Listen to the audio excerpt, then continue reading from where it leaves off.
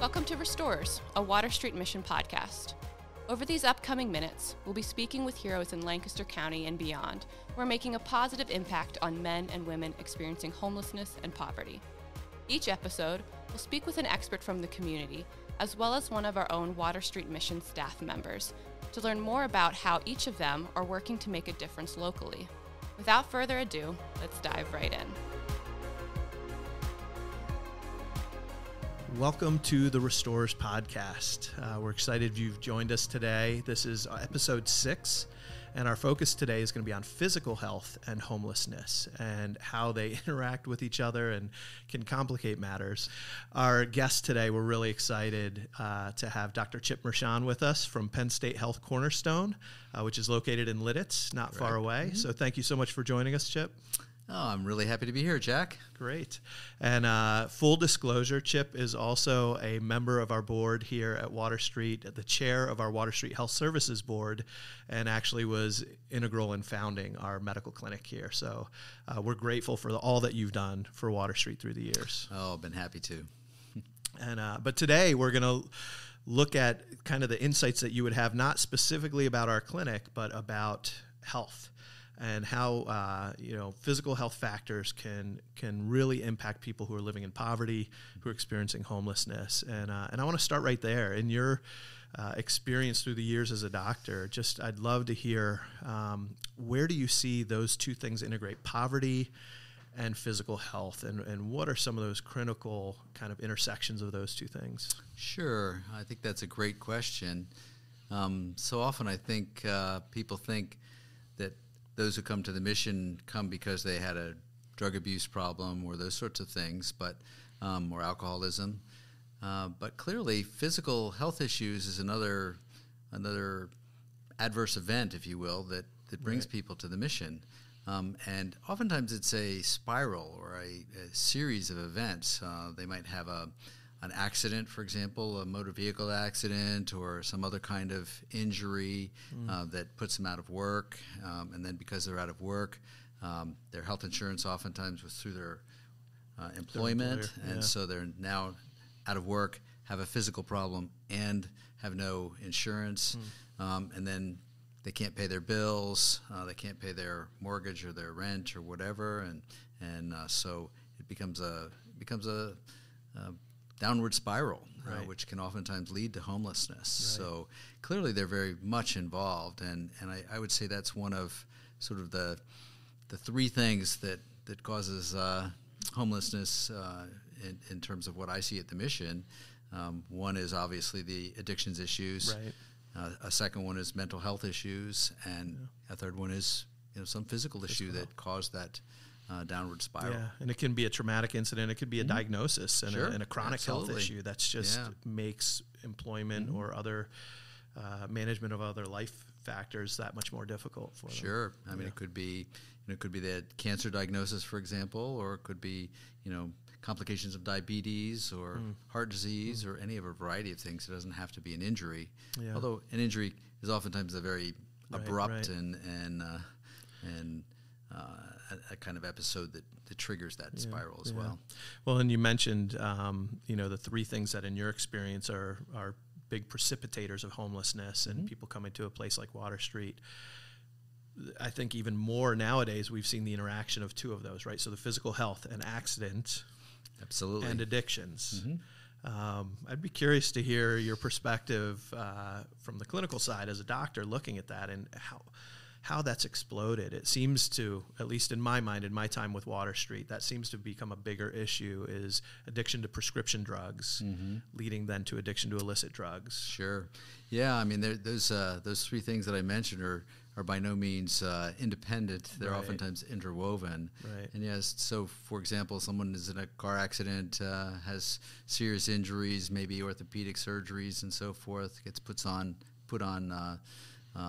narcotics to deal with the pain post-surgery, and then becomes a chronic addiction to that pain medicine, and then the doctor cuts off their pain medicine, and now they turn to street drugs. So certainly that's one of the like you said, increasingly common mechanisms that brings on that spiral we talked about. So thinking about how that cycle can occur from a singular incident, a health episode that leads to poverty, that leads to homelessness. Have you encountered that in your work here at Water Street? Oh, yeah, all the time. I can think of one fellow who was, he had a good job, an excellent job, actually, good paying job, had health insurance, house in the suburbs and wife and family and so forth, and was in a motorcycle accident. Oh, wow.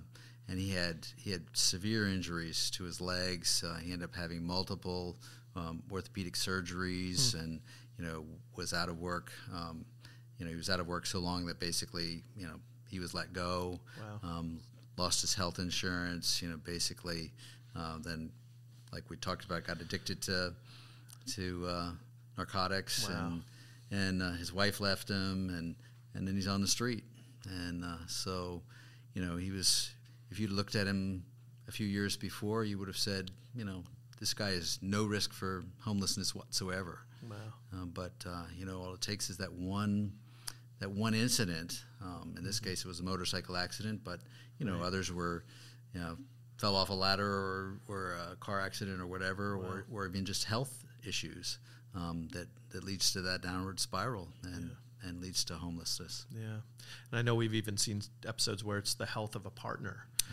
That's true. And where somebody else, and you're relying on two incomes to make it, and suddenly you can't pay the rent anymore. Exactly. Because your significant other is no longer able to work. Mm-hmm. We've had families come here with that same scenario. So that interaction of health leading to homelessness, and then health being exacerbated through the experience of homelessness can be a really rough cycle.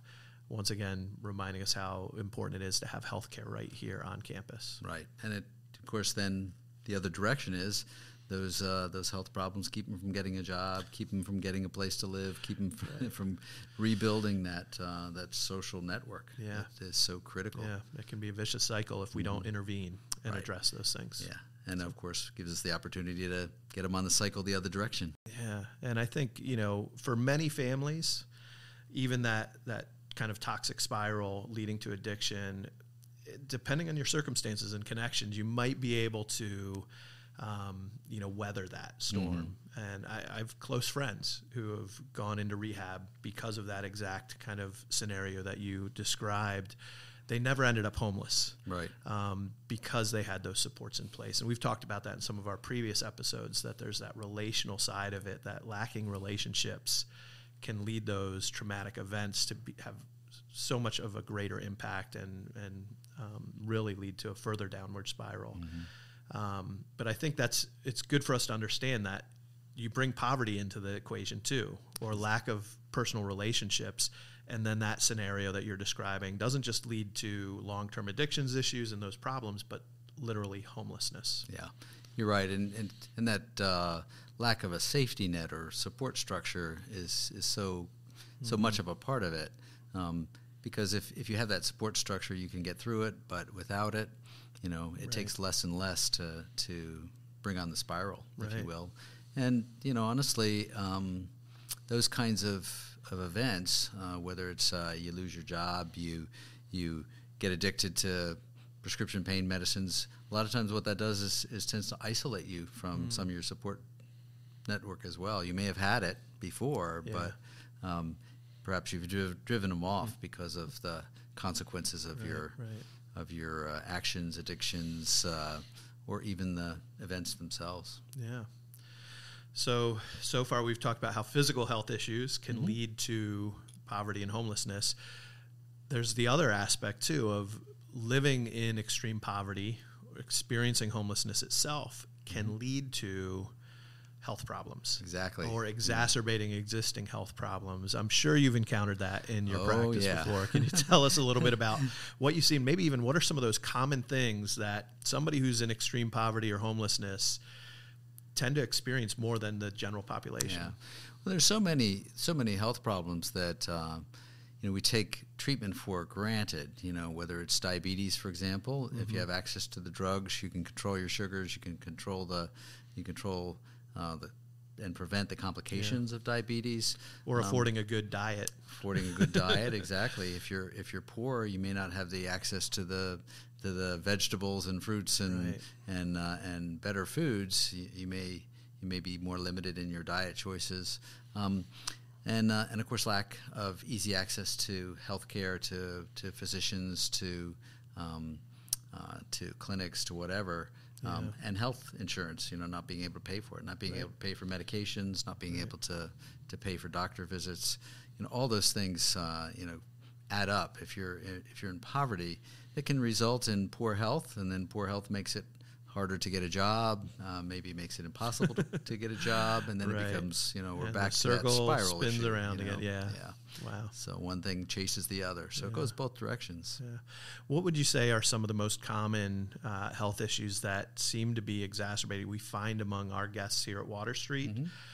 Or among those who are on the street homeless or just dealing with extreme poverty? What are some of the most common health issues that you see among that population? Well, certainly diabetes is very common. Diabetes is very common in the country as a whole. Right. And it's such a big problem because the consequences physically are so pervasive.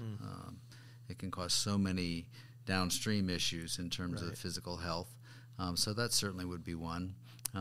Things like high blood pressure and heart disease. Heart disease is another one that, if your heart's not working, it has impacts on all of the rest of you, for sure. So those are two that are probably some of the most common ones, but there are many others. Yeah, and we see a lot of them here at Water Street. And, absolutely.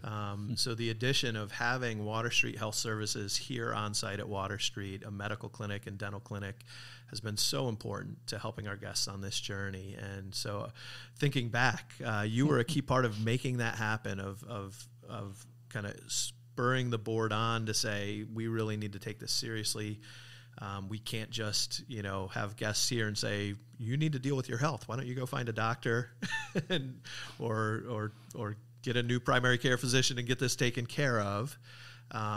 So I'd love to hear a little bit of that, kind of what really motivated that, Sure. and how you saw the importance of having it here on site in the lives of our guests. Yeah, well, I should say, the board that was here at the time and the president at the time understood that even before I came on board. Right. So I didn't really initiate it.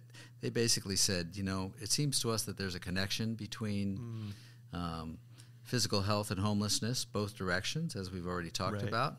And so they kind of came looking for me and said, we think this might be a problem. What do you think? And I said, absolutely. And with only minimal arm twisting, they brought me on, and we got the clinic started back in the early 90s. And so what, when you think about that, the early stages with basically a converted closet being used as an exam room and, where totally your secretary is now. Yeah. Totally volunteers coming in, only now we've expanded and done so much. But what were those critical things about having it right here on site that you felt was like most important? Well, I mean, access is many things. When people think access, they think, do you have insurance? Do you have money? But, honestly, location is an access issue, a huge access issue, because a lot of the people that are here, they don't have easy access to transportation. Right. They may have fears about the healthcare system. They may have prior adverse experiences with the healthcare system.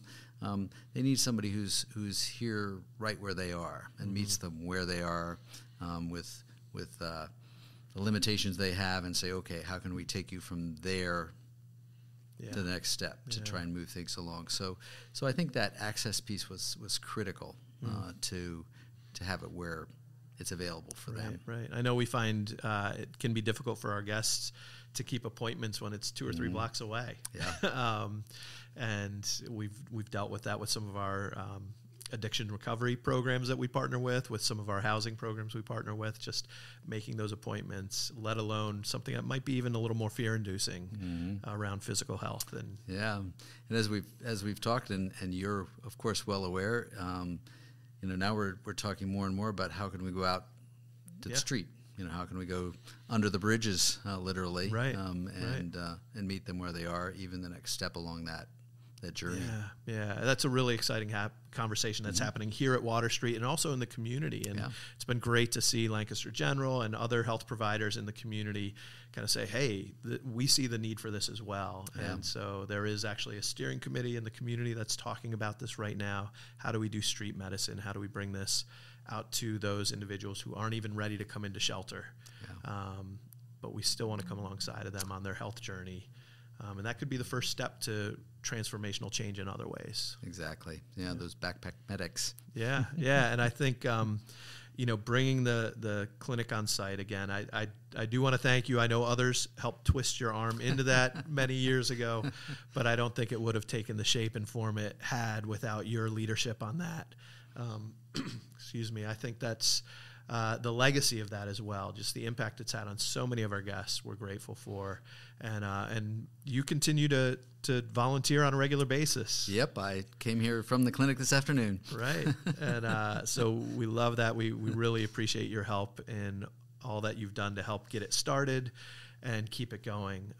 We're going to be talking in the second half of our interview with Jean Benedict, who is our Director of Medical Services.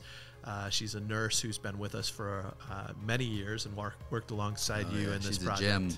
She's a gem. She is. So we'll go a little more detail about those health issues for our guests here at Water Street in the second half of our conversation, so stick around. I want to give a profound thanks to our Season 1 podcast sponsor, Rogers & Associates, who's helping us tremendously in this first year of the Restorers podcast. They're a wealth management firm that helps clients become financially independent for retirement. You can learn more about them online at rogers-associates.com or by calling 717-560-3800. That's Rogers, RODGERS-associates.com. or by calling 717-560-3800. Thank you so much, Rogers & Associates. Well, welcome back. This is the second part of our conversation here in our 6th podcast, and our focus today is around health and people experiencing homelessness and healthcare and issues that our guests often face. Had a great conversation with Dr. Chip Mershon, and now we're excited to bring Jean Benedict in to share with us for the second part of our conversation. Jean is our Director of Medical Services here at Water Street Mission, and she's been a part of the organization for a really long time and in a lot of different roles. You actually started as a volunteer with us, isn't that right? I did, as a volunteer nurse. Yeah. Yes. How long ago was that? And over 25 years ago. Wow. Yes. Fantastic. So you've been here. We actually started around the same time. We did. And have had quite the journey, but appreciate your leadership over there and the impact that you and the team are having. So thinking about these issues, we were talking earlier about common issues among people experiencing homelessness. From your perspective, you've been hands-on in our clinic for a number of years. What are some of the things that we see here? We hear the statistics and what's happening in the world around us, but among our guests, those who come to Water Street in need of help, what are some of those common health ailments that our guests are dealing with? Sure. Yeah. There is definitely a common thread through the years that I've certainly seen. But I think, currently some of the biggest issues we see are diabetes, which is just probably increasing, over the years. And hypertension, those are always big issues. But then mental health is huge in our population, as well as chronic pain. We see a good bit of chronic pain as well. And I'm guessing that's from a variety of sources. It's not just, one genesis of that. It is, yeah. A lot of chronic back pain, but it can be fibromyalgia, joint pain,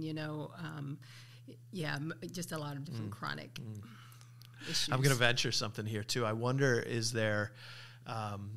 we know, and we've actually talked about in one of our other episodes around substance abuse and mental health issues and how there can be a chicken and egg type of thing sometimes. Right. So chronic pain issues can also lead to opioid addiction. It correct? Sure can. And yes. Do we see a lot of that interaction among our guests? Yes, we do see that definitely where...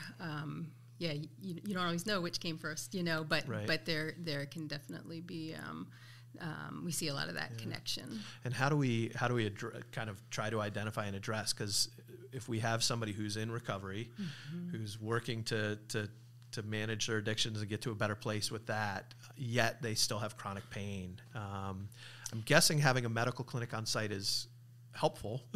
But it is helpful. How challenging can that be? That can be very challenging. In fact, I'm currently working with a gentleman who is in that very scenario, dealing with pain, but also, knowing his addiction history and not wanting to put that in jeopardy, either. And so that can be very challenging. I think we definitely have resources in getting people into pain management and looking at what options, what other options there are. Yeah. And that actually leads to another thing. Let me preempt this question by having you describe a little bit of how we do our medical clinic, because if we have, and you'll share this part, I'm sure, but we have volunteer doctors involved. I know that part. Yes. And volunteer docs who may not deal with a lot of homeless individuals in their normal practice. So even being able to look into that and address the addiction kind of co-occurring with physical ailments, you have to provide some guidance to that. But I'd love to hear first, how does our clinic work? Sure. A lot of people, I'm sure, are wondering.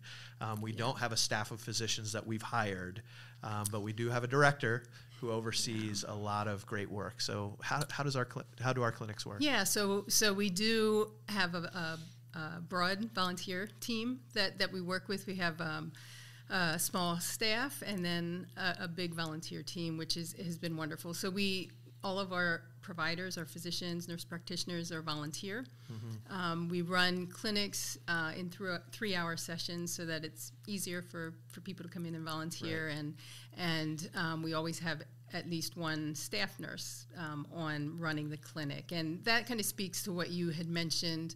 We do have providers coming in that may not be as familiar with persons living in homelessness, but also may not be familiar with the program here and how things work. And so we rely on our staff in those situations to really come alongside our volunteers and provide some of that information. Yeah, so it's a balance of the medical expertise that they can bring, but then also how does that fit with our program and with that individual guest's journey and what it is that they're trying to address and deal with. If they're like, look, I can't do Suboxone, tried that for whatever reason, as part of my recovery, and I can't do any opioids for my pain medication because it's going to take me right back down. And that is really relying on the staff kind of to give some of the social determinant input for our providers as they treat. Yeah, that's a great collaborative approach. It is. And so that we've got the insight into program and the guests, and then we've got the medical expertise where we don't have to hire that up. Right. It's part of one of our core values is partnership with the community. Yes. And knowing that there are people who can provide things for our guests that we can't. And appreciate your ability to manage all that and keep them working together and moving in the same direction. Yeah. So when you mentioned we were talking about some of those common ailments that our guests are dealing with, I'd be curious, the lifestyle or the life circumstances of somebody experiencing homelessness. They may be couch surfing, they may be on the streets literally, or living in the woods somewhere prior to coming to us, struggling with where they're going to find healthy meals from day to day.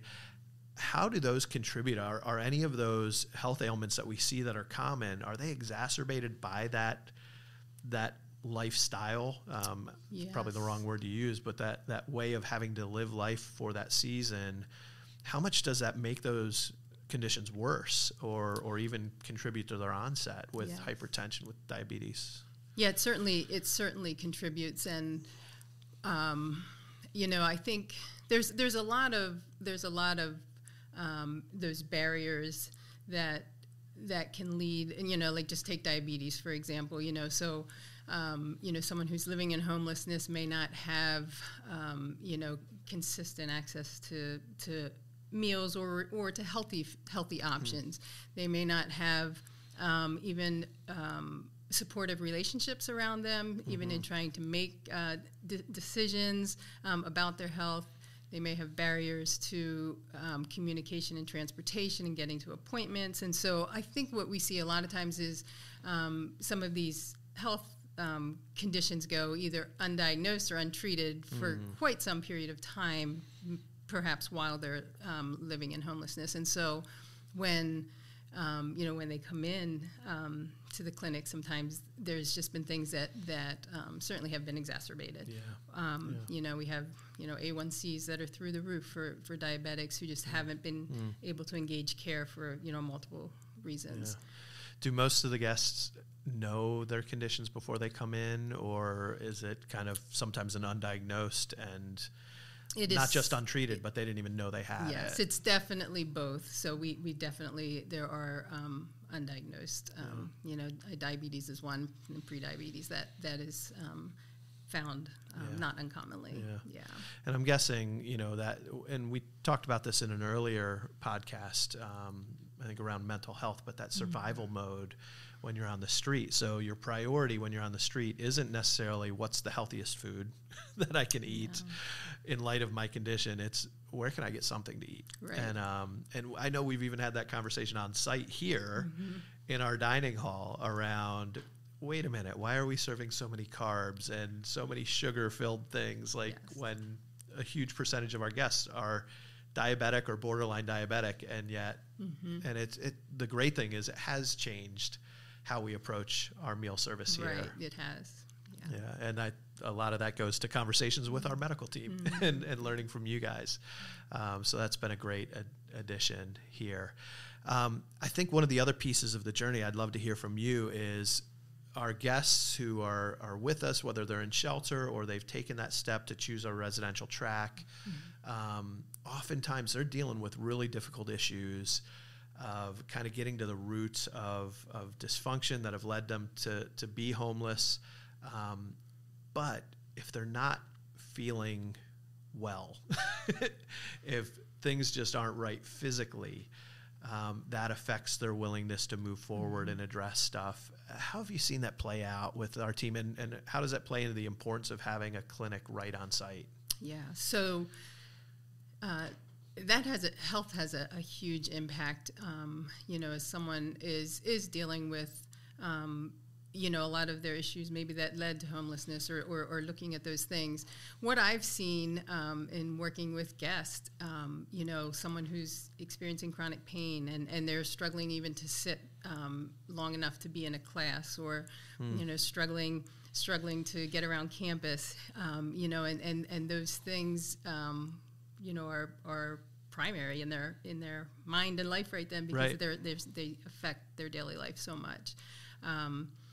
And we've had just multiple, recently in the last year or so, multiple guests who have been diagnosed with cancer while they're here. And, you're dealing with these very significant health issues while you're also trying to, look at the other pieces of your life. And that's very challenging. And so if those health issues can't be addressed or aren't addressed, I think it really hinders someone from moving forward in other areas as well. And so the beauty of having clinic right here on site is that people can access that care without a lot of barriers. And so even though we can't treat everything on site, we don't have specialists coming in. We have family doctors.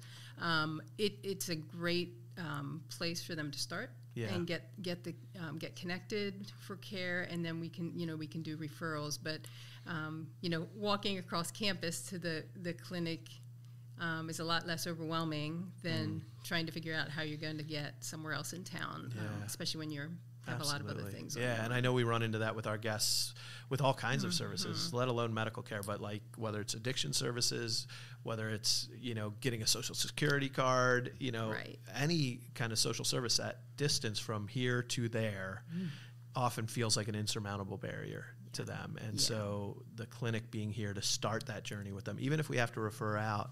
And recently, I know there's been an emphasis in your role and actually bringing on a new staff member to join you around nurse care management. Can you tell us a little bit about, because I think that speaks to exactly what you're talking about, that overwhelming journey of getting care. How do we help with that? Yeah, so I really think about how complex our health care system is right now, and so helping to navigate that is huge, and so as seeing that need, and putting this emphasis on nurse care management allows us to walk one-on-one with guests in helping to navigate, and to sit with them and help them to even try to make decisions about their health, because, they're here, they're alone. A lot of them do not have supportive relationships outside of here. And so when you're dealing with, cancer diagnoses, and you're dealing with an upcoming joint replacement and, surgeries, which we have a lot of surgeries happening while people are here as well. It just really gives the opportunity to walk alongside of them, navigate the insurance issues, the transportation issues, trying to help remove some of those barriers and walk them through it, but also providing relationship.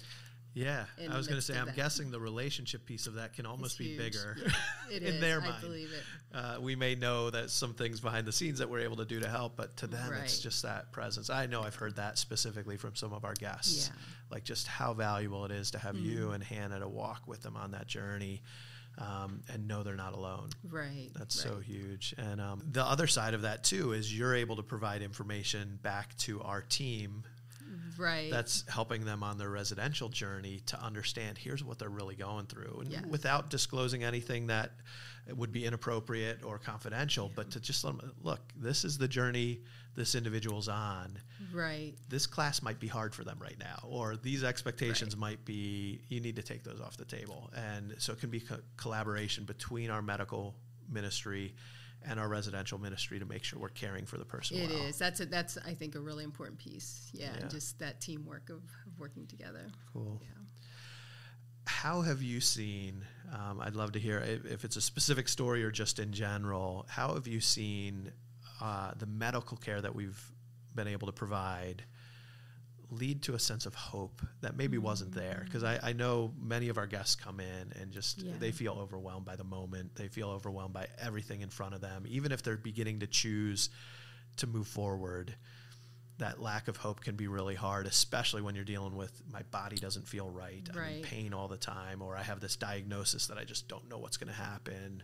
How have you seen that medical care speak into that change? Yeah, I can think of, just offhand, I can think of two particular guests in the past that we've worked with who, again, they were in chronic pain because of need for joint replacements, and that pain was just really limiting their daily life. And it does a lot of times then, guests will begin to struggle, just with feeling depressed and hopeless, as you mentioned, because they aren't able to engage life, the way they would like to. And so in both of those situations, the guests were able to go through joint replacements while they were here in shelter. And just on the other side of that, just seeing a new level of hope and engagement in the other areas of their journey then. Yeah, and it's amazing how all those things fit together and influence each other. They do. Right, and even I know I've heard some of our guests talk about, like, I've felt this way for a long time, but I don't feel like dealing with it because, what else is going to change? And maybe they start making progress around their addictions over here, and it opens them up to maybe I could get that fixed. Maybe I should go through with that surgery because there is hope on the other side, and vice versa. If I can take care of this, now I feel greater capacity to deal with these other issues in my life. Exactly. Yeah. And I think, we're fearfully and wonderfully made, and God has, we're mind, body, spirit, and all of, our physical health affects our mental health, affects our, we can't just set that aside and deal we can. And I think, I see that every day, you just see how complex really we are in a beautiful way. Yeah. And it's such a blessing to have the Water Street Health Services right here on site, a full medical clinic, a full dental clinic, all those connections and supports for mental health with Phil Haven. And what a blessing that we can really come alongside the whole person. Exactly. And walk with them on their journey. So, Right. Jean, thanks so much for joining us today, for sharing some of your insights into what our guests are struggling with, and how we can provide hope on the medical side, which then can open the door to life change in many different ways. You're welcome. So, appreciate you being here. I hope you enjoyed our conversation today with Chip and Jean, and just learning a little bit more about the lives that our guests are living and the struggles they're overcoming every day here at Water Street. Thanks for joining us.